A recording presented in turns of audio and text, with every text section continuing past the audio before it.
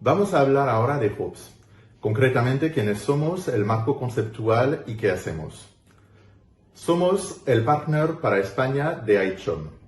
Nuestro partner financiero y tecnológico, Plexus, una empresa gallega con 1.600 empleados, nos asegura que nuestras soluciones sean interoperables con las historias clínicas de los hospitales.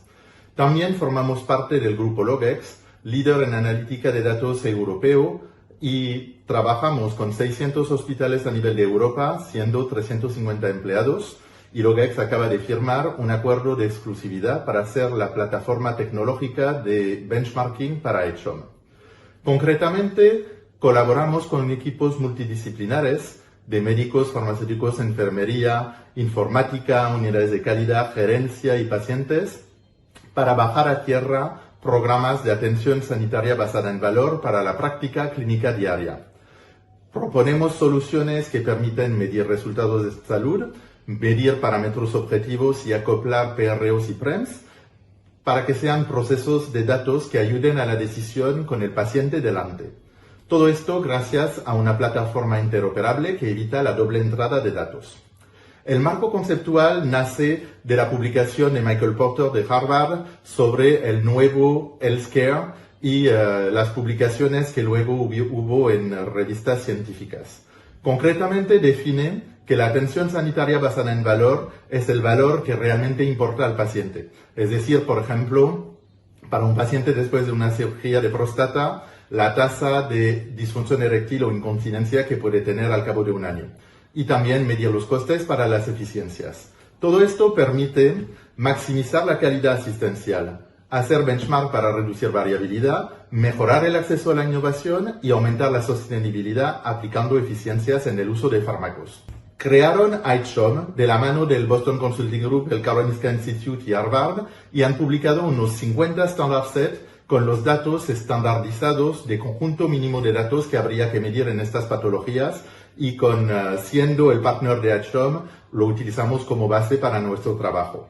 Nuestro trabajo consiste en aportar soluciones de apoyo para la práctica clínica diaria, unas soluciones tecnológicas integradas, interoperables con las historias clínicas, basadas en unos protocolos de estudio observacional sin medicamento, con hoja de ruta individual para cada hospital.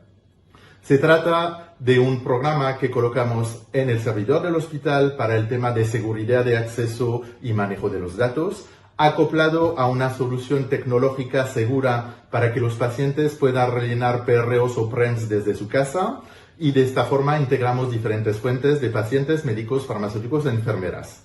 Esto permite que los formularios permitan tener gráficos de seguimiento de diferentes índices de los pacientes y un cuadro de mando para saber en todo momento la situación de la cohorte del hospital y poder compararse con otros hospitales. Finalmente, lo tenemos en múltiples patologías, en dermatología, reumatología, cáncer de mama, de MAE, angioedema, gastro, y lo estamos desarrollando en múltiples cánceres y estamos a vuestra disposición.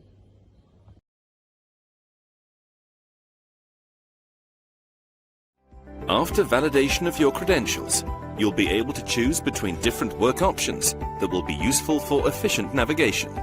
When accessing an individual patient, the first thing you'll see is their individualized control panel, which shows their timeline and combines their disease efficacy indicators with the treatments they received. Below the dashboard, you'll see the treatment scheduled for the patient, separated according to their corresponding dates. In the Health Results section, you can quickly and efficiently see these data.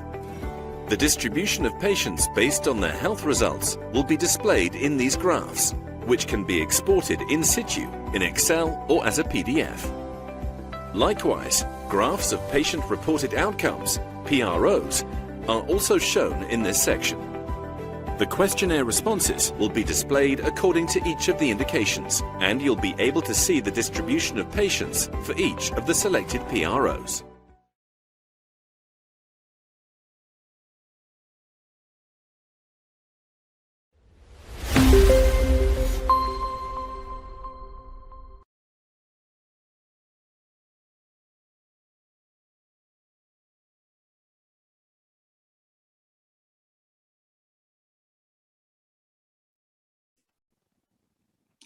Well, good afternoon, everybody. Welcome to the session, How Benchmarking is Fundamental to Improving Healthcare. Normally, you would have seen Neo Tapila, our Chief Scientific Officer down here, who would moderate this session, but she envisioned a serious power breakdown, so you'll have to do it with me this afternoon. I would like to welcome everyone to this session, which will be a panel discussion as entitled How Benchmarking is Fundamental to Improvement of Healthcare. And to provide some context, we know that comparison of health outcome between providers, health systems and countries can elucidate best practices and can drive global scale of value-based practice. However, benchmarking in a credible and widely adopted manner that transforms the culture of healthcare's deliveries is not without its challenges. And we are thrilled this afternoon or evening for some of you to have a multidisciplinary panel with a range of experiences in this space. They will share perspective, insights on challenges, opportunities related to value-based measurements and benchmarking from local level at the single facility delivering cancer care to the national level covering multiple disease registries in the Netherlands and at the regional level. We will consider benchmarking in general, as well as hear about ICHOM's very own benchmarking platform that was launched earlier this year in partnership with MRDM. What this platform adds to the mix and what the outlook is for the future. The way we have set up the format of this 40-minute session is that I will provide brief introductions of the panelists and will give each of them the floor to discuss for 5 minutes their work related to benchmarking and in their view whether and how benchmarking is fundamental to health improvements. I will then ask some targeted follow-up questions for 15 minutes of discussion. And we will then open up the floor for questions for the audience. And as a reminder, we really would like to be this as interactive and encouraging you to participate by submitting your questions on the Q&A as they occur to you as the session goes along. So with that, allow me to introduce the panelists. And first of all, Maria Karsten, Senior Physician at the Charité University Hospital at Berlin, Germany. Maria is a gynecologist and Sloan Kettering trained breast surgeon with a strong interest in the treatment of breast cancer and long-term consequences of breast cancer treatment. After joining Charité in 2016, she developed and is currently running the patient-reported outcome program, which became part of clinical routine in 2017. My name is Erik Hans Eddes, and I'm ICHOM's Senior Advisor for Benchmarking based in the Netherlands. I'm a gastrointestinal surgeon working at the Deventer Hospital, a teaching hospital in the Netherlands. And I was one of the founders of the Dutch Institute for Clinical Auditing, an umbrella organization facilitating 23 clinical registries with nationwide coverage and remarkable contributions to health improvements. Manuel Harmsen, a Senior Business Development Associate at Logix Health Analytics. Manuel is the former director of the Dutch Institute of Clinical Auditing, where he was responsible for the organization of national quality registries. In his role with Logix, he oversees the implementation of healthcare measurements and solutions across Europe. And we are extremely honored Professor Deepak Kalra, President of the European Institute for Innovation through Health Data, which promotes the learning of health ecosystem by developing solutions to scale up the trustworthy uses of health data.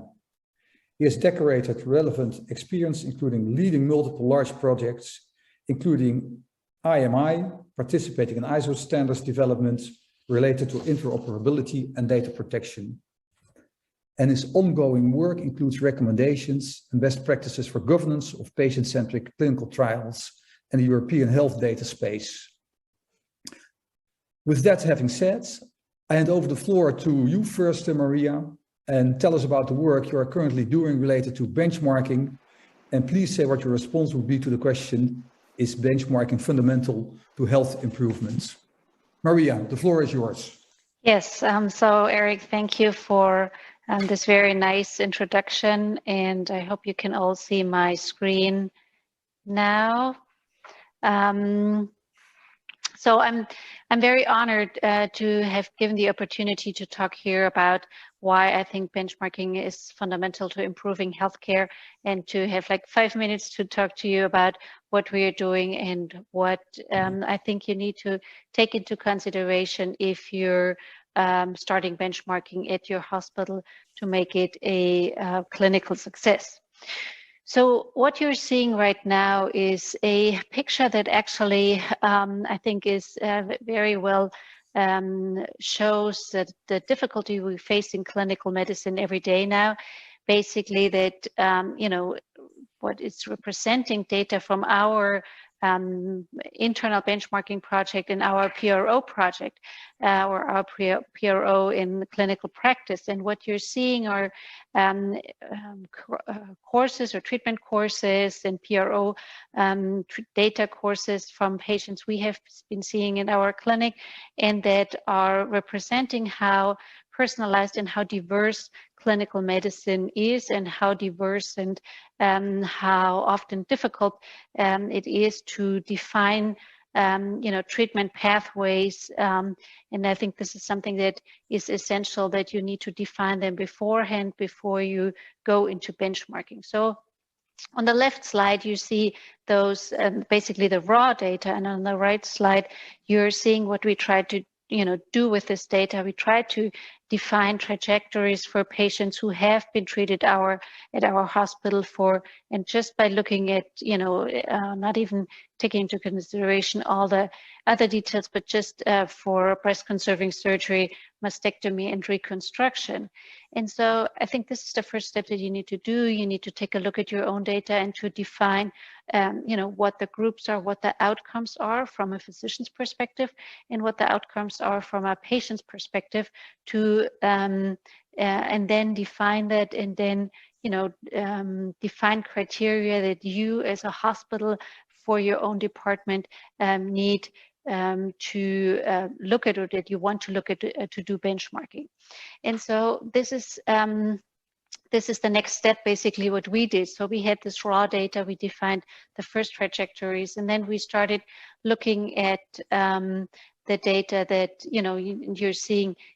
We looked at breast conserving surgery, we looked at mastectomy without reconstruction, and we looked at mastectomy with immediate reconstruction.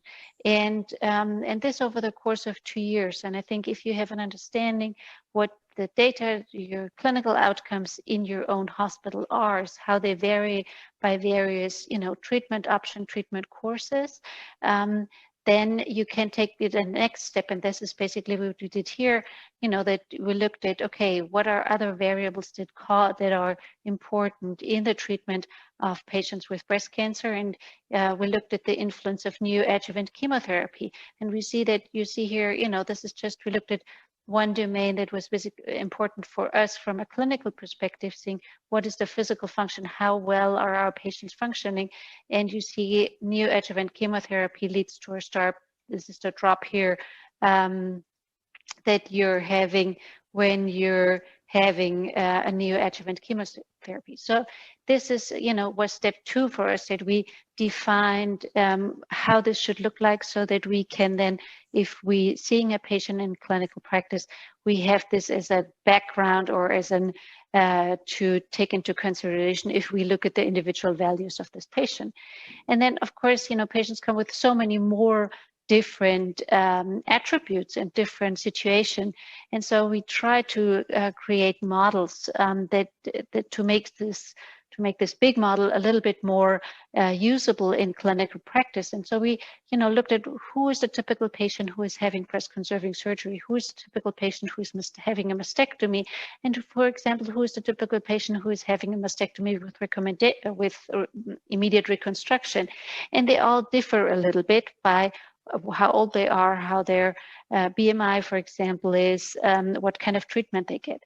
And this is important. They start, for example, here you see they start for, still looking at physical functioning at the levels they are at. So this is something, you need to take into consideration, so that you don't, that you compare the right things in your hospital. And I think if you want to take benchmarking at the next level, that's even more important. And then last but not least, I think if you're doing benchmarking in your hospital, you need to show your fellow team members, your physicians, your care team, why this is important and how this can improve. And I cannot stress how important this is, because if you don't have acceptance at your institution, at your team, that this is important, then you will not be successful. And one thing that's how we are doing this is that you need to have very granular data on the treatment level. This is something that doctors needed, or their treatment team needs it every day. And this is what we're doing at the ProB trial. We are collecting very detailed data on all those different functions, like social functioning, fatigue, diarrhea, and so forth, and provide them to the treating physicians or treating team, and then use it in a broader scale, what I showed you first. And and this hopefully will make everybody happy, and then make our clinical work better, and will lead us to the next step so that we can do benchmarking on the next level. And I think I'm at the end of my time, and I want to thank you for listening, and my team here at Charité. Thank you. Well, Maria, thank you very much for your excellent presentation. Right now, I will show some results from the Netherlands, and from the results in the Netherlands, how important it is to go to the international benchmarking. And I think the importance of benchmarking is already known for several years, and I think this is a very important publication, which was in around 2010, more than 11 years ago, and it was published in Surgical Oncology, and it's about the regionalization of pancreatic surgery in Canada. And that was at the time that everybody believed that volume was the most important thing. And what they did is they compared two regions, Ontario and Quebec, where in one region, in both regions, they regionalized the pancreatic surgery. And in one region, they combined it with the collection of data and giving back data with benchmarking. And what you saw in Ontario and Quebec is that there was, over the years, an increase in the regionalization. On the y-axis, you see the percentage of hospitals where more than 10 procedures a year were done. And so you see that there was a steep decrease in centralization of care. And what's important on this slide, you see that on the x-axis, there is the mortality around the procedure. And in Ontario, it's a blue line, they combine the regionalization with the benchmarking and the feedback of results. And what you see happening is that when you combine regionalization with benchmarking, there is a steep decrease in mortality, where in Quebec, where you only had the regionalization and no benchmarking, there was a much lesser decrease of mortality. So knowing what you're doing is extremely important, and benchmarking pays off. That's something we do in the Netherlands already for 10 years with DICA, the Dutch Institute of Clinical Auditing, a facilitating organization, and we have quality registrations for 21 medical conditions, partly oncological, partly benign, partly surgical, partly non-surgical. What is important that that we have a nationwide coverage, all patients included, and what you see, it's also with the participation of professional boards. So there are 25 professional boards also active with these quality registries. Lots of quality indicators. These are the Codman accounts, which are the accounts within the hospital. So we have approximately 80 hospitals in the Netherlands, which means that there are over 100 accounts in hospitals active, where people actively look into the dashboarding and the results. What's also important is that these data are used for research, and we have yearly more than 30 articles in peer-reviewed journals. And over the years, by benchmarking, seeing your results in dashboards, knowing if you are overperforming or underperforming, which proved to be a very strong improvement tool, we were able to accomplish significant improvements in healthcare all through the Netherlands. Some examples, breast cancer, a 13% increase in breast contour preserving treatments. When you look at gastric cancer, there is an increase seen in radical curative resections from 83% to 91%, an increase of 8%. The stroke registry, extremely important, time is brain, that when patients are entering the hospital, that you have a short waiting time between the entry of the patient and starting off the intra-arterial or intravenous therapy, and we were able to decrease the waiting time with 32 minutes. For instance, colorectal cancer, in approximately 800 rectal cancer patients per year, the preoperative radiotherapy proved to be not necessary anymore. We see these improvements in all the fields we are active in. And what's very important, that over the years in all these fields, you see that the variation diminishes. What's the next step? We do the national benchmark, but the next step is international benchmarking, learning from each other, learning from peers across borders. And with ICHOM, we joined forces with MRDM. MRDM is very strong in data processing, data management, analytics, benchmarking, dashboarding, the customer support. What's important, they are ISO certified, they are GDPR compliant, and for the future, they support the FAIR principles. Manuel maybe will explain something on that, but it means that in the end, data can stay where they are. It's findable, accessible, interoperable, and reusable, and you don't have to take data to the database, but you can leave them where they are. You can send the syntaxes.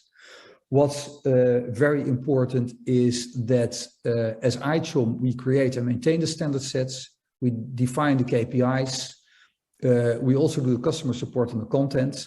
But what is important is that we are facilitating, we are not for profit, and the ownership of data always belong where they come from. So the ownership is with the hospitals, and data are available for research.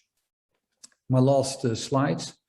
Why should you join the global benchmarking platform? For patients, it's essential for patients because it can strengthen the patient voice and provide solutions to improve the coordination of patient care. Value for providers, you know what you are doing and it gives you the tools to improve. It's value for research. It can connect your clinical teams with like-minded professionals and work collaboratively to improve patient outcomes and advance your personalized healthcare approach. And it's a value for payers to assess evidence and compare patient-reported outcomes relevant to new payment models. Well, I'm looking forward to a vital discussion at the end of the presentations. And I would like to give Manuel the floor to share his experience and tell us something about MRDM and the platform.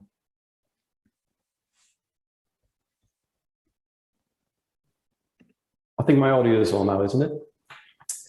Thank you much, Erik Hans, for the kind introduction, and also for ICHOM to give to have an opportunity for me to give a bit more background on the technical aspects of the benchmarking platform, the fundamentals of the platform. And I totally agree with the previous speaker, Maria, that pathways would be the starting point for capturing the data.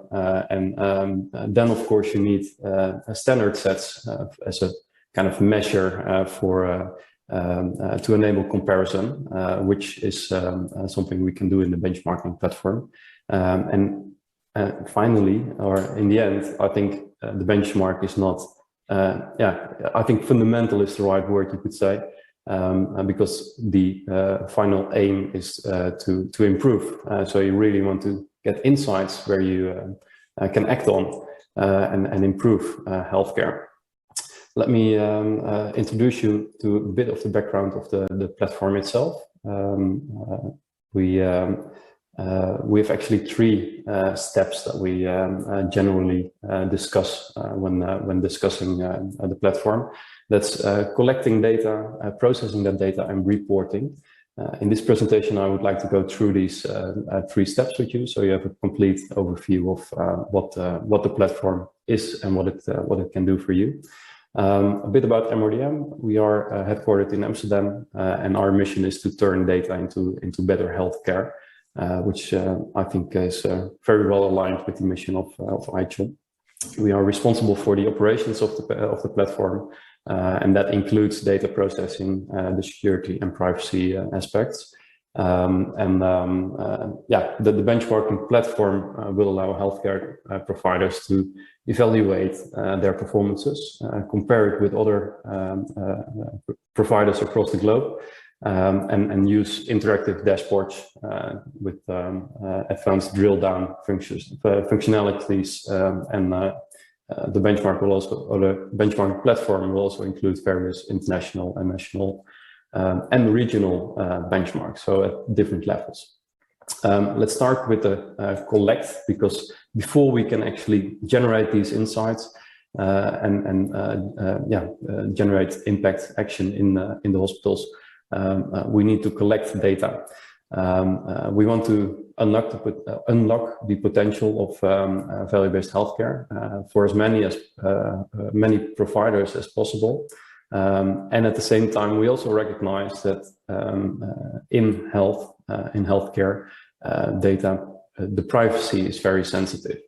And security and privacy levels need to be very, very high. Not in the last place to comply with local regulations, of course. That is why we set up the system in such a way that you can work with your local or regional partners that support you to collect the data based on the ICHOM standard sets. In that way, you can participate in the benchmark. These partners comply with the local regulations and are knowledgeable in the field of healthcare data in your region geography. The first partners are now going through a certification process to ensure privacy, security, and quality requirements. Application for certification is now open. And we actually encourage all companies, or we encourage you to make this known to the companies that you are familiar with and that are already working with the data in your hospital, to also lower the burden for you to join the benchmarking platform. Whether you work with a certified partner or want your IT department to set up the connections themselves, MRDM will provide technical documentation to help you to connect to the APIs for both batch upload, and we are also preparing to support FHIR data points in the near future, as Erik Hans was already referring to. And we are very much looking forward for you to connect. A bit about the data processing. All data that is received at the platform will automatically get validated. That's both technically and substantially, in the content. You will receive reports back indicating the data quality and highlighting errors and potential mistakes. It is important because we want to ensure that you get reliable insights and that you are actually able to act upon these insights. And of course, you want to compare apples with apples. So you want to make sure that all participants in the benchmark are sending in high quality data, which allow us to make these comparisons. Once the data is validated, data will get analyzed based on the ICHOM working group calculations and further analyzed to generate these actionable insights. Finally, Manuel, can you come to a conclusion, because we are running a bit out of time? It's my last slide. So finally, participants will get access to these interactive dashboards, which are providing actionable insights. You will get access to multi-level benchmark dashboards, both international, national, and regional. And finally, as part of the research community, data can be exported for further research and to improve your internal operations in the hospital. Thanks so much. Great, Manuel. Thanks so much. When you stop sharing the screen, I will give the floor to Deepak. Thank you very much. So I'd like to speak without any slides and to tell you a bit about an initiative. What I would like to put to you is that we need to build on these great benchmarking initiatives, the ones you've just heard about. And the challenge I really want to put into our panel discussion is how can we achieve the wide-scale refocusing of health systems and healthcare towards knowing what outcomes they're achieving and how they can improve them. And the assertion I would make is that today we still lack that large-scale, routine, embedded outcomes collection, curation, sharing, and learning ecosystem. And I'd like to tell you about a project, the Health Outcomes Observatory Project, nicknamed H2O. It's funded by the IMI program, the Innovative Medicines Initiative program, which Europeans may know about, the rest of you may not. It's a very large public-private funding program in which the pharma industry provides about 50% of the resources through mostly in-kind and some in cash. And the European Commission supports the rest of us financially to participate in joint projects. So H2O started a year ago on a 5-year mission to establish an outcomes ecosystem, initially in 3 disease areas in 4 European countries, but with the aim of scaling up, at least at the European level. We're prioritizing in those disease areas outcomes data sets aligning strongly with the ICHOM standards. We're going to equip patients with apps so that they can collect patient-reported outcome elements of those outcomes data sets. We will be building a dual repository infrastructure so that the outcomes data that is fully identifiable and held only with patient consent can be accessed and used by patients, shared with their health professionals in a reciprocal way, so a bidirectional sharing of information. And what we hope is that this will enable joint decision-making and really stimulate a culture of a relationship that is focused much more on outcomes. The second repository that we will hold will be pseudonymized large outcomes data collections derived from the first repository. And from this, we're going to support federated analytics, so queries where, as we've discussed, the data doesn't travel hugely, but the result sets travel instead, so that we can generate pooled data protection compliant insights at national and European levels to be used for benchmarking, to be used for quality improvement, and also for research by trusted organizations. And by research, I mean highlighting unmet health needs, targeting drug and device developments that help to maximize outcomes. What we want is that the national observatories that we create will stimulate and support an outcomes-based learning health community. We will be establishing these national observatories in each of the countries through multi-stakeholder consultation as not-for-profit organizations, and there'll be an equivalent not-for-profit organization at a European level, which will orchestrate the whole network, govern the network, and ensure that all of the national observatories obey suitable data protection and other governance rules, and will also help to ensure the financial underpinning. One of our core values is that outcomes data should be considered like a utility, like water, H2O, as in our name, and be utilized for the benefit of all. And that's why we've really strongly anchored this on a not-for-profit model.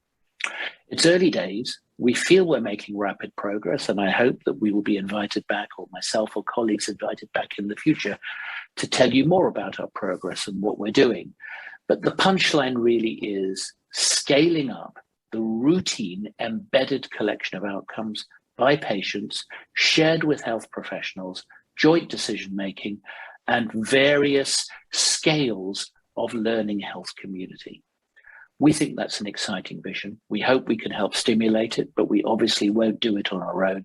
So I hope some of you in the audience will be there with us alongside us, helping to co-create that exciting ecosystem. Thanks very much.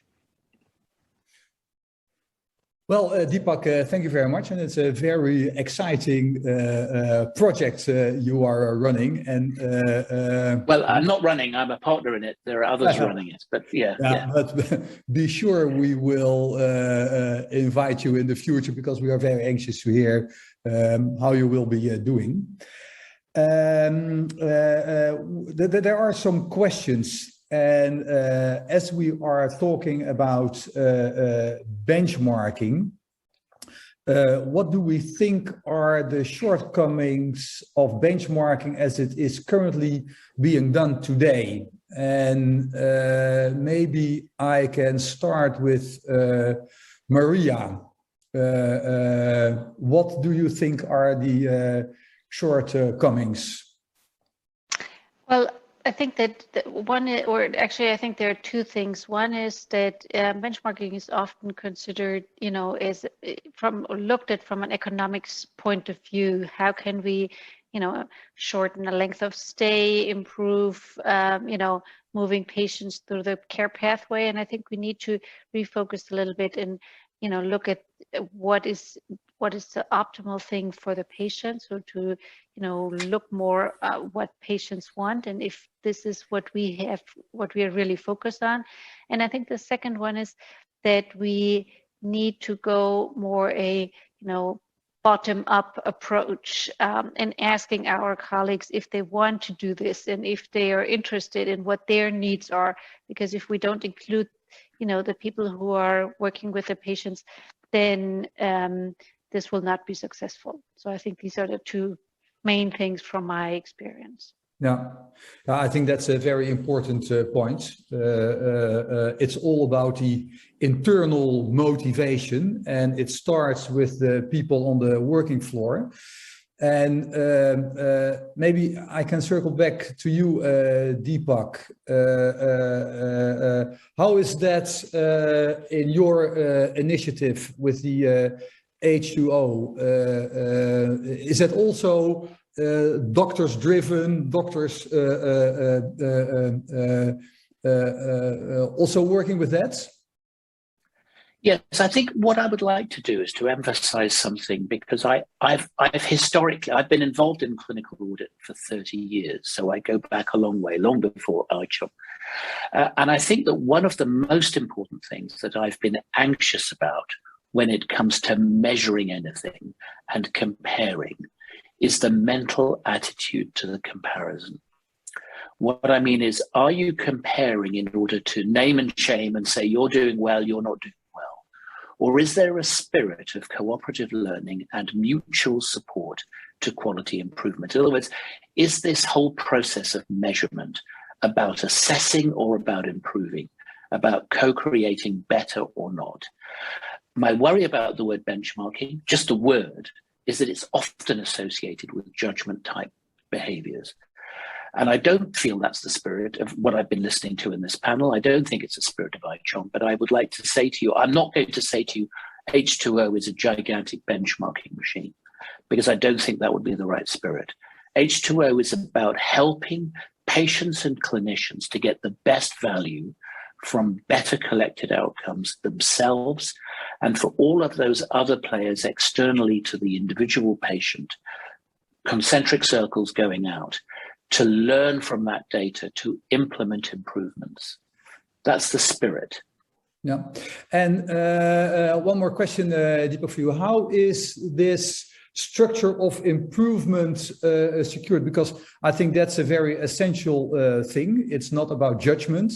It's, as you were saying, the internal drive to improve, to learn from each other. And I think what's very important is that you secure a safe environment, and that it's not about naming and shaming. And that's something we strongly believe in with ICHOM, that yes, we have this safe environment where you, on a trustworthy base, first look at your own results and then look at your peers, and before you have your, so to say, coming out. And that's, I think, well, it's why I like ICHOM. I mean, that's why I am comfortable in an ICHOM environment. How are we doing it? I don't think I can say to you, we are going to build national observatories that force cooperation and collaboration and learning, but we're going to do our best to encourage multiple stakeholders to come together in that spirit. The governance model is a multi-stakeholder governance model. You asked early on about whether doctors are involved. Yes, we're involving the medical and the health professionals more broadly alongside others. Okay. This has got to be co-creation. Absolutely. Co-creation and collaboration. Those are the magic words. I mean, Maria may wish to add in, because she's also an H2O player. I feel I should admit that. Yeah. Maybe I have one question for Manuel. Manuel, how do you think the data governance could be approached? Do you have any thoughts on that? Yeah, absolutely. I think in the end, the data that is collected around the processes in the hospital and the clinical outcomes should belong to the hospital, the care provider, and of course the patient. So I don't think governance, like other parties, should be owning the data in such a sense.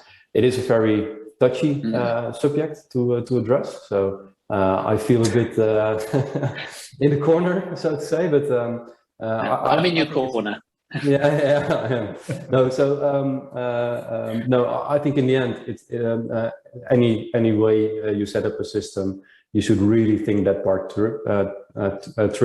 And I think ICHOM did a great job in doing this, also for the benchmarking platform, where the data actually stays in the realm of the providers and is not transferred to another body. So I think they did a great job there, and I think for any benchmarking setup that you do, this is a very important thing to consider. Yeah, Maria, we are already running out of time, but could you react on that in 1 minute about this point? You mean? Yeah, about the governance. Okay.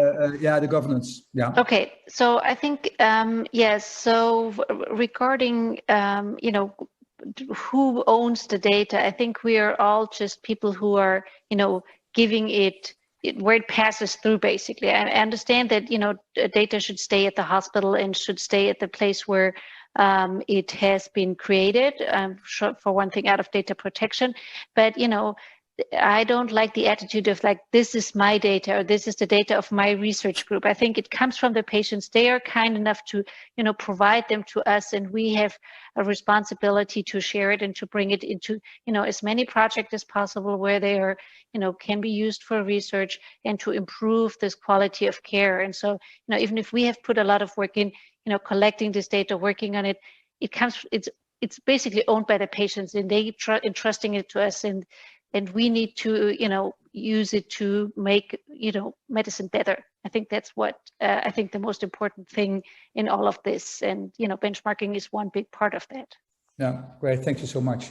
Yeah, unfortunately, we are running out of time, and it's a subject which enthusiasms us all. And well, I hope we would have had more time for a discussion, but I think this is a subject which should return on the program of ICHOM ever and ever again. I think the conclusion is benchmark can give very valuable information and to improve. I think what we concluded at the end, data are not owned. They are, we are all in a facilitating role, seeing what the meaning of the data is and where we can learn from each other, where we can improve, and how we can make it available for research. I will thank all the participants and the panelists very much for their contribution. And I would like to draw the attention of the audience that within 5 minutes we have a next session, the use of patient-reported outcomes in improving pharmacy care. Having said that, thank you very much, and I hope everybody will enjoy the rest of our ICHOM conference. Thank you very much. Thank you.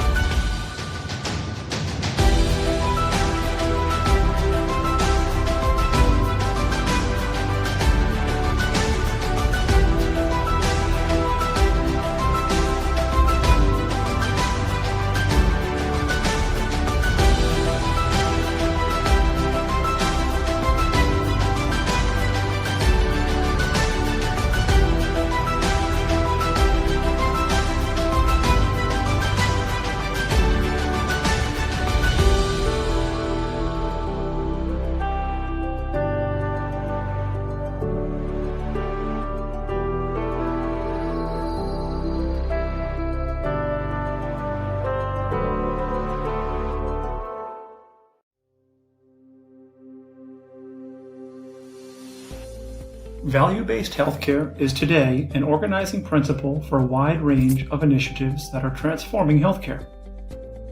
These value initiatives are typically meant to improve outcomes that matter to patients and make efficient use of resources in healthcare. Implementing those initiatives has proven to be a real challenge, from defining strategic objectives and assessing implementation readiness, to engaging stakeholders in selecting outcomes, collecting and using sound data, value re-engineering patient pathways, and applying alternative payment models. 4 factors represent crucial enablers for a successful implementation of value initiatives: people, data, stakeholders, financials. CAPADEV is a global platform for capability building and implementation assurance, with a track record delivering the crucial enablers of success.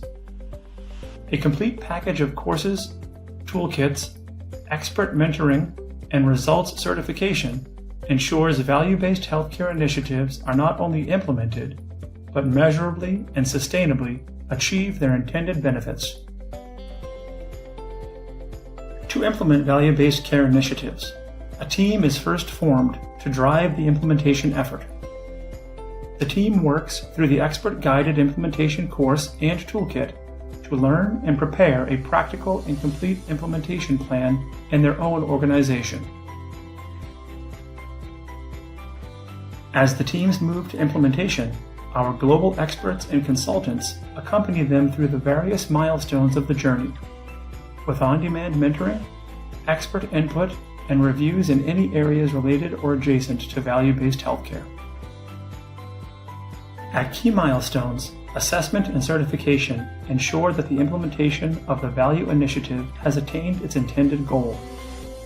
A data audit and analysis is one such milestone because data that is valid and compliant with international standards is vital for all subsequent milestones, such as redesigning pathways and executing value-based agreements. At CapitaDev, we work on delivering complex value programs and specific initiatives for governments, providers, payers, and life science companies, including helping implement joint value initiatives amongst them. CapitaDev's online digital portal, CapitaDex, empowers implementation teams to seamlessly work together through courses, toolkits, and the implementation journey, benefiting from on-demand access to experts and consultants as needed. CapitaDex also ensures the efficient tracking and management of implementation milestones. CapitaDev is the first and longest-standing ICHOM implementation partner, with extensive offerings in capability building, solutions, and toolkits.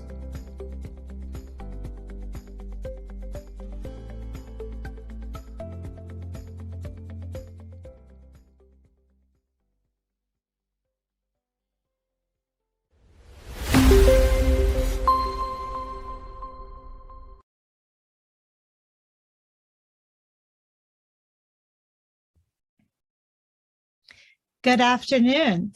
This is Daphne Sakharopoulos, your co-chair again for day 3. Welcome back. So it is my great pleasure to introduce my friend and my colleague at CVS Health, Dr. Sri Shaguturu. Sri is a Senior Vice President of CVS Health and also the Chief Medical Officer of CVS Caremark. His role includes ensuring that patients have access to safe and affordable medications, and he also leads our virtual care initiatives on behalf of the entire CVS Health enterprise. In addition to those roles, he also is still a practicing clinician at Mass General Hospital in Boston and lectures at Harvard Medical School as well. Prior to joining CVS Health, he was the Chief Population Health Officer at MGH, and previously as well was a consultant at McKinsey. He has articles that have appeared frequently in peer-reviewed journals, ranging from JAMA to Health Affairs to New England Journal of Medicine. He received his BA in biology from Brown and his doctorate from Brown University Medical School. I am again so pleased to welcome Sri. He's going to be talking to us about patient-reported outcomes in pharmacy care. Over to you, Sri. Thank you so much, Daphne. It really is a pleasure to be here. And so what I'd like to do over the next 15 minutes or so, and then we'll open it up for questions, is to really talk about patient-reported outcomes and how we can use patient-reported outcomes in improving pharmacy care. And so as I talk through that, I wanted to talk a little bit about who is CVS Health and what is our organization. And that will help us understand how we at CVS Health are thinking about patient-reported outcomes. But we see this as a journey that we're all doing collectively together across all of healthcare. We want to share with you our experiences to date.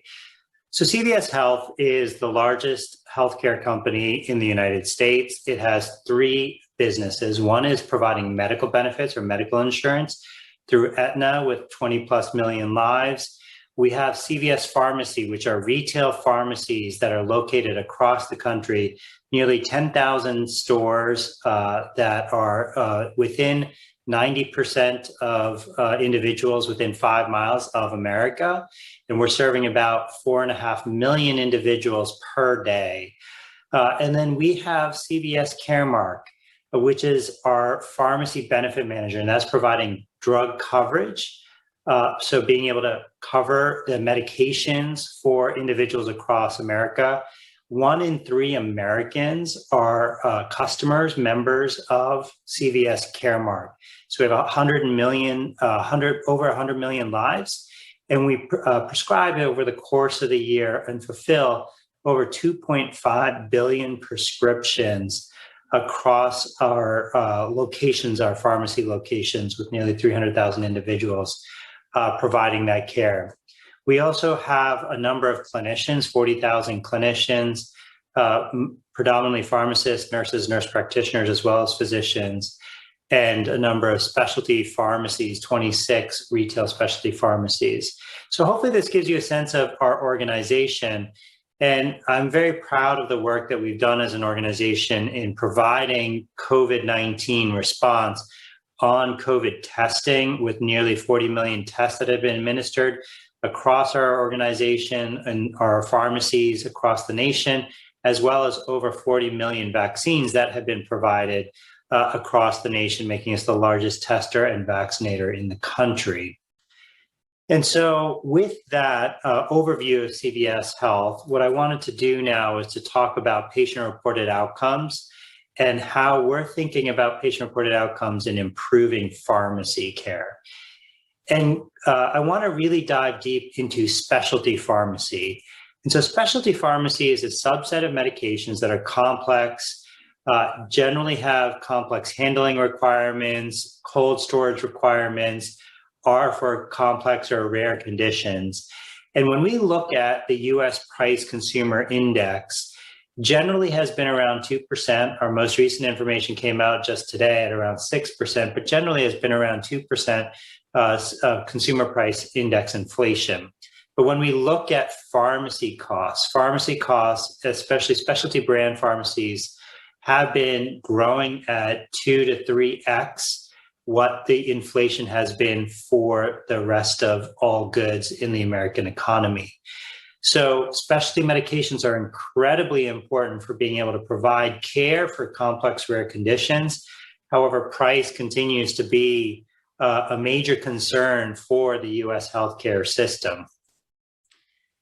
And when we look at our data of across our 100 million lives that we're providing pharmacy benefits and pharmacy coverage for, what we find is that about 2.5% of individuals who are receiving medications are receiving a specialty medication. So a majority, that 97+% are receiving small molecule medications, but this 2.5% is a small portion of the total population. However, because of the incredible expense of specialty pharmacy, what we see is that that small percent drives about half of the pharmacy spend in the United States. Now, if you break out that 50% and you look at, are these individuals who are new to therapy or those who are ongoing on therapy, what you see is nearly 90% of the individuals who are receiving pharmacy care, specialty pharmacy, are incurring those costs after the first fill. So, as an advanced preview for this conversation, for this discussion, is the fact that we could be using patient-reported outcomes to understand those individuals who are continuously using specialty medications on their response to therapy will be incredibly important. When we also look and start to divide out what are the medications or the therapeutic areas that are driving the growth in expenses, we see that it's also concentrated in a small number of conditions. Oncology is a key area of cost growth. We also see in immunology, and immunology comprises gastroenterology, autoimmune, rheumatology, dermatology. So we see a number of clinical specialties that underlie immunology. And then we see other conditions like HIV and multiple sclerosis, MS, down on the bottom left, that are also major drivers of growth. But essentially, 3 therapy areas are responsible for a majority of the cost growth in specialty pharmaceuticals. And as we look forward, we continue to see that pharmaceutical manufacturers are investing heavily in specialty pharmacy. When we look at the pipeline for the next 2 years, we see 500 plus new drugs that are in the pipeline for introduction into the American marketplace, with nearly 355 of those 537 specialty drugs. So a majority of the medications that are being introduced are these high cost medications for complex rare conditions. And then there are, for existing drugs, existing specialty drugs, additional indications. So that could be for a widening population with a specific condition.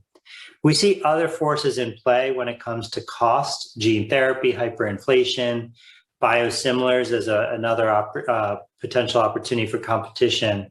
I won't talk too much about the right-hand side of this page, but these are, as we look forward, forces at play when it comes to specialty pharmacy growth in the landscape.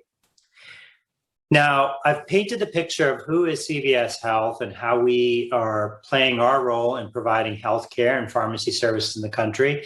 I spent a fair amount of time talking about patient-reported outcomes and how, our role in specialty pharmacy. And now I wanted to shift the topic to patient-reported outcomes. Now, when we look at many of those conditions that are driving costs, what we see is that many of these conditions, like autoimmune, let's take rheumatoid arthritis, or we look at something like multiple sclerosis. Many of these conditions have clear biomarkers for diagnosis that help us establish that a patient has a condition. But when we look at, does a patient have a response to therapy, we do not have, for many conditions, a commensurate biomarker that helps us understand, is pharmacy therapeutics having the impact that we would like to see in improving patient outcomes. And so therefore, it is incredibly important for us to be able to collect patient-reported outcomes and to understand, is the response to therapy what we would expect for that individual, given we don't always have a biomarker to track disease intensity or progression. And we have a number of examples on the left-hand side, but if we were to look at, and we do this a lot in the surgical space, and many of the conversations to date have been around surgical therapies, and we have these similar types of graphs that we collect for patients, where we look at this in terms of a patient's care journey over time, and we see that their functional status declines, and it declines to a point where we as clinicians decide to initiate treatment. Surgical treatment is historically how we think about patient-reported outcomes, but we could think about it also with pharmacy care. And when we initiate that medication, similar to surgical intervention, we want to see that the patient achieves their tier 1 health status is achieved.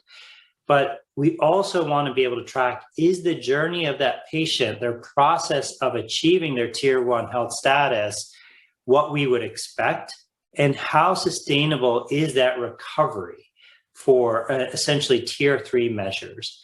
And by collecting routinely patient-reported outcomes, it can help us understand, when a patient's initiated on treatment, are they achieving the health status that we expected them to have? Which helps us determine, are they on the right medication? And what is the pace of response to that medication? Is it on track with what we would expect for a patient like this? Or is it slower than we would expect, suggesting that dose escalation might be required or a switch in therapy? And then when we get to tier 3, sustainability of recovery, if we start to see a slip in that sustainability of recovery, it allows us to determine, should the patient be on a different medication, or is the patient having an expected response and sustainability of recovery? So again, we see patient-reported outcomes as critically important to make sure that when using these very expensive medications, that they are providing the value that we want to see for that patient, and the patients are getting the response that they would like. And so when we collect this on a routine basis, what this will allow us to do is to uncover the need for a patient, whether or not they're on the right therapy, or do they need to change or stop therapy? It allows us to monitor their efficacy, the symptoms, pain, exacerbations, identify gaps in care. So patient-reported outcomes helps us track and really do right by the patient to make sure they are getting the medication that they need to manage their symptoms.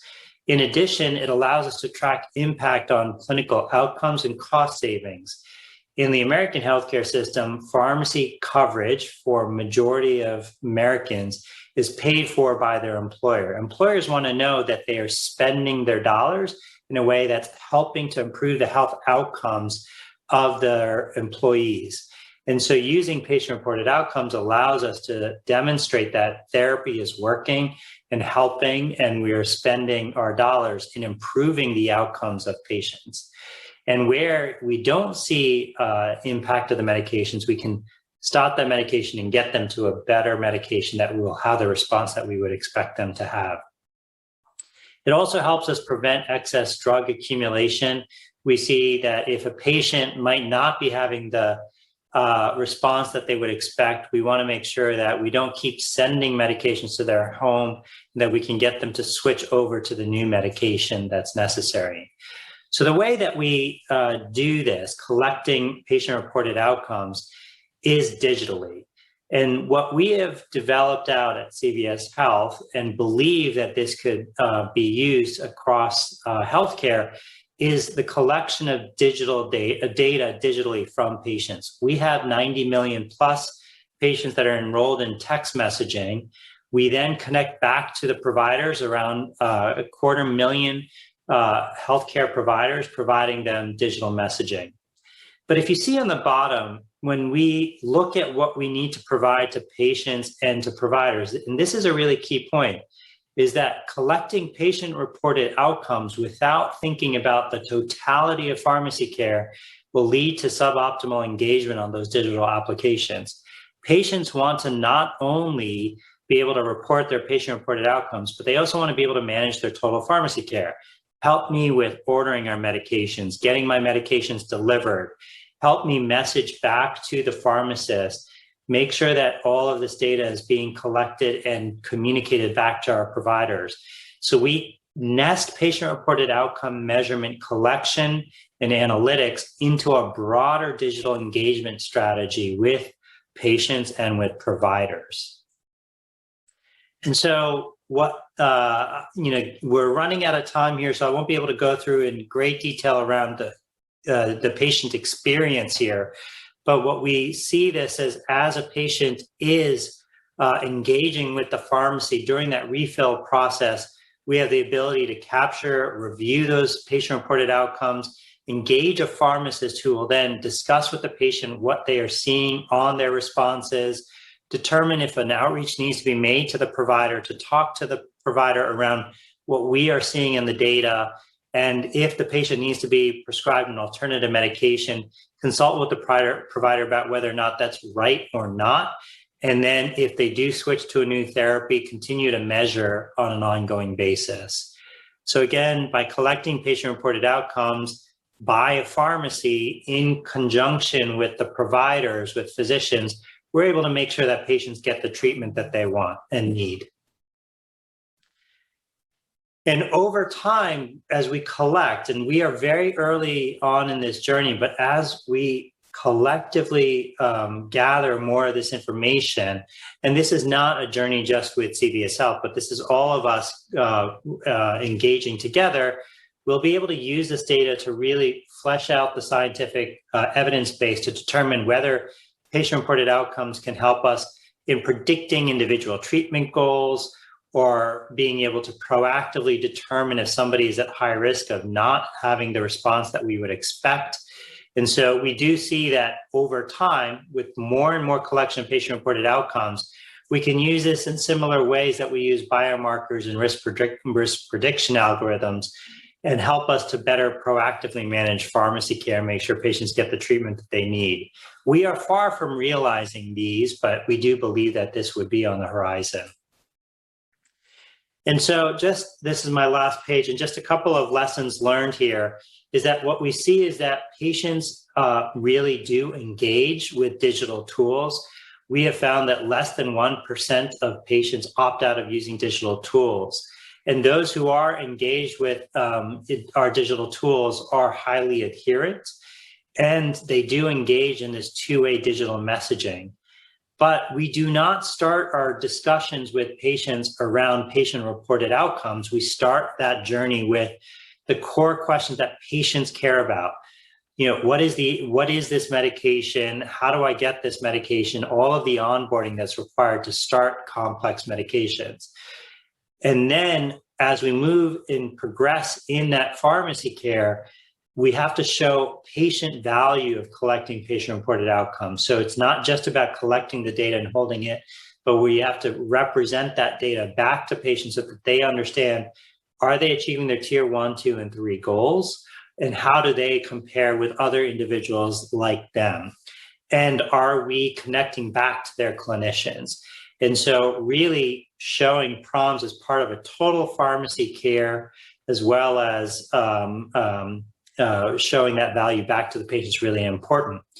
And then over time, we see that analytics, behavior models will be able to allow us to further improve the predictions that we use with patient-reported outcomes, and nesting in wearables and smart devices, we believe will be the next generation of patient-generated data, which is different than patient-reported outcome.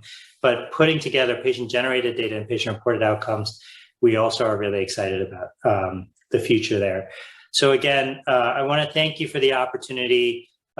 We are really excited about the work that we're doing and using patient-reported outcomes to help patients achieve their desired health outcomes. So with that, Daphne, I'll turn it back to you. Terrific. Thank you so much, Sri, for that overview. Really highlighted not only the power of patient-reported outcomes, but also the power of digital to actually reach even more patients. So at this time, I will invite all of our delegates to go back to the event room, and then you can join our last session of the day. Thank you so much. And thank you again, Sri.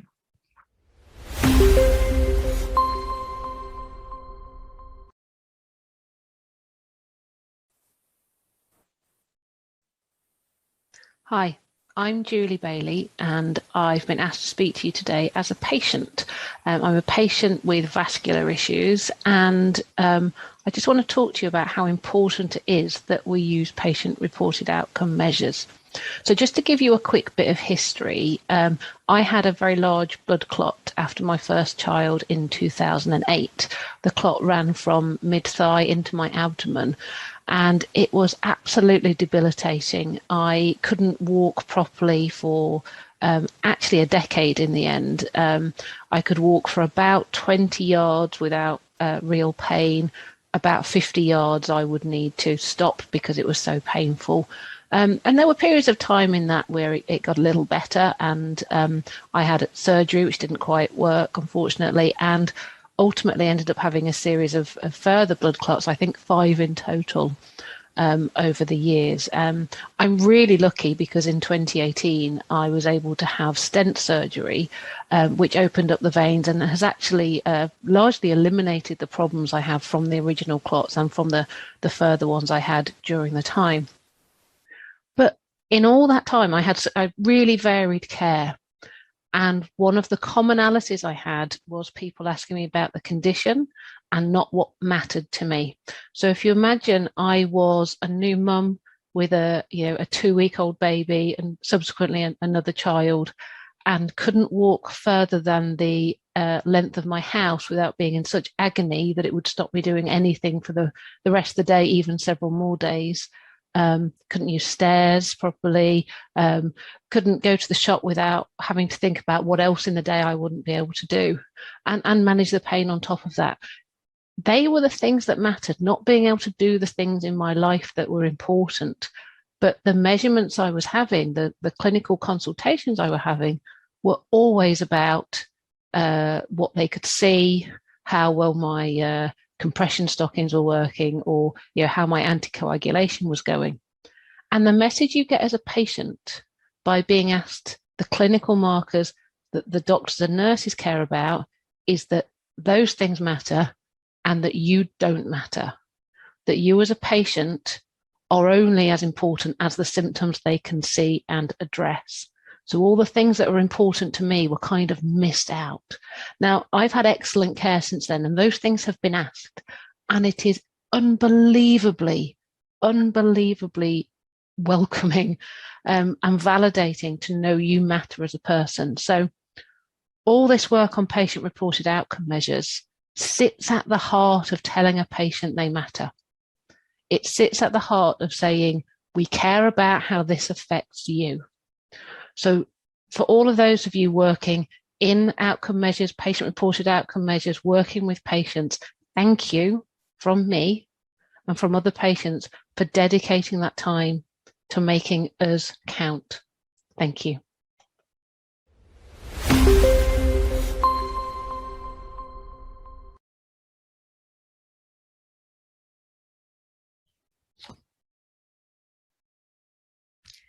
Good afternoon. Hello again. This is Daphne Sakaropoulos, your co-chair for day 3. So we made it. We made it to the end of day 3. Just a terrific day. So many incredible speakers, and really an opportunity to learn from those case studies and practical examples of people who are actually implementing value-based care. I was so struck today by the strength of this movement to advance value-based care. It's not just a trend, but something that clearly thousands of clinicians, health systems, governments, and patients are collaborating and working toward. The outcomes that have been achieved were, for me, one of the biggest takeaways of the day. A statistic from this morning has stayed with me that really provides some of that proof and evidence of why we are working so hard to champion value-based care. And that's an example from Brazil and Dr. Pedro Magalhães of JoinVasc and the JoinVasc Stroke Registry. He and his team have achieved a 37% reduction in the incidence of stroke. And that is against the backdrop of cases overall increasing elsewhere. And I think he alluded to 25 years of hard work pursuing that. And it's just incredible and super, super impressive to see. Another theme that I was struck by today was the power of including patients. There wasn't a single speaker today who did not speak to or include patients or actually was themselves a patient. We heard stories of patients who changed their doctor, changed their treatment plan in collaboration with their doctors and the nurses, but who also influence the care of all the other patients who are like them and have a similar condition and a similar story. And it was just incredibly, incredibly moving. So many of the videos we saw today as well, where patients saw that there had to be a better way, as one of the patients said, and actually co-created that new approach to care.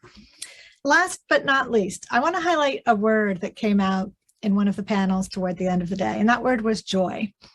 And joy is not something that comes to my mind quite often in the context of our healthcare interactions. But the speaker talked about how value-based care is actually, there's power to bring joy to every stakeholder. It's a long journey. There's a lot of change that remains to be done. We often feel like we're pushing that boulder uphill. But I think if we keep our eye on the prize and that spirit of joy, it'll make getting there a little bit easier. So again, I want to thank everyone, and I'm going to turn it now to Nicola and ask her to reflect on the day as well. Thanks very much, Daphne. And my name is Nicola Bedlington, co-chair for today's session, today's ICOM Congress. I'd like to home in on the session that I had the privilege of moderating, making healthcare truly patient-centered and the role of standardized outcome measurement. And I was working with 4 patient advocates with very different backgrounds and experience who shared their stories and also shared their reflections. So John, Alison, Dan, and Teresa. And initially we explored how their initial patient experience immediately after diagnosis would have been improved if their treatment had actually involved outcome measurements. And they all highlighted that it would have really enhanced shared decision-making, facilitated access to quality information, engaged their healthcare professional partners differently, encouraged a multidisciplinary approach, and in a couple of cases, led to different treatment protocols. Importantly, and this was actually raised a number of times during the session, it would have reduced stress, anxiety, and the negative mental health impact of diagnosis, and also facilitated more peer-to-peer support, reduced isolation and fear linked to being diagnosed with a serious chronic condition. We also talked about the obstacles and possible solutions to achieving the outcomes that really matter to patients and respond to their goals. And here the discussion focused around post-intervention access to continuous care, the accountability of all stakeholders, the need for advocacy group support, so the collective patient empowerment movement, if you like, but also a call for action to individual patients understanding their quintessential role in advocating for themselves. We looked at lack of system readiness and some of the systemic challenges linked to inclusion, equity, diversity, geography. So we really covered a whole range of topics, very much at the heart of the patient's perspective, the patient's experience. I think we concluded that ultimately it's not only about the quality of care and treatment linked to clinical outcomes, but crucially the quality of experience and quality of life much more broadly. And I think all of the panelists were united in saying that this requires really deep listening and very much trusted dialogue. So that gives you a little bit of a glimpse of the session that I moderated. And I think from listening to you, Daphne, it reflected very much the spirit of the third day of the ICOM Congress. So without further ado, may I just give the floor to Suzanne to close the day and give a few perspectives from somebody who's very much at the centre of it all. Over to you, Suzanne. Nicola, thank you so much, and Daphne for sharing your thoughts on day 3. It's been another great day. I think overall, as I reflect on the last 3 days, we've had lots of different perspectives, which has been highly valuable. I hope it's been really insightful and inspiring, and that people will take good ideas away from what they've heard over the last 3 days. I think some of the things that I really felt were apparent throughout the whole event was the use of technology. Actually, some of the thoughts around the use of AI today, I really enjoyed, and I know that came up yesterday as well. The use of telehealth and telemedicine. So that was also a really interesting theme, how the pandemic has forced us into certain things that have then really resonated. And actually just listening to Sri's presentation when he was talking about wearables and how they will generate so much more data for patients and how we'll use them. We already see that happening, but I think there's huge, this will become absolutely huge. So it leaves us wanting more, even though we're all utterly exhausted. Tomorrow we have 3 sessions that I just want to make you aware of if you're not already aware. The Implementing High Value Care is a case discussion chaired by Professor Elizabeth Teisberg. There's also a think tank. What does it take to build a value-based community in practice in low to middle income countries? And that's chaired by Chintan Maru and Dr. Neo Tapella. And in addition, a number of the ICHOM team, including myself, we're going to be holding a Q&A session tomorrow, so that if you have any questions about the work that we've been doing or want to know more, we're there to tell you a little bit more and answer your questions. So hopefully you'll enjoy those sessions tomorrow. But in terms of the formal proceedings, we're sort of at the end of the formal Congress.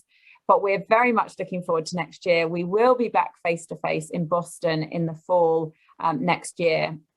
So more information will come out on that very, very soon. No doubt the team will be bombarding you with the feedback questionnaires. That's the first thing you've got to do at the end of the Congress. Tell us what you thought so we can make it even better for next year. I would really like to just end by saying thank you so much to everybody who's been involved. Phenomenal speakers, I mean, just phenomenal speakers. And I've really enjoyed joining the breakout sessions where I've been able to go into more detail with the speakers. That was really fantastic. Really great facilitation. the brilliant team at ICHOM. I'm so grateful to them, and to you, the delegates. Thank you so much for your participation and involvement, and we very much look forward to seeing you next year. So thank you so much. Have a good rest of your day, and we'll see you in Boston next year.